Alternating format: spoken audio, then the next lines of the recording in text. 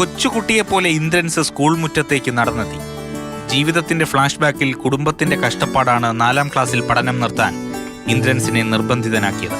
നഷ്ടമായത് നേടിയെടുക്കാൻ നടനൊപ്പം സാക്ഷരതാ മിഷന്റെ ഉദ്യോഗസ്ഥരും നടന്നു. പരീക്ഷാ പേടിയുള്ള കുട്ടിയെപ്പോലെ ഇന്ദ്രൻസ് ബെഞ്ചിലിരുന്നു. ചോദ്യക്കടലാസ് ഗൗരവത്തോടെ കാണുന്ന വിദ്യാർത്ഥിയായി ഇന്ദ്രൻസ് വേഷപ്പകർച്ച നടത്തി.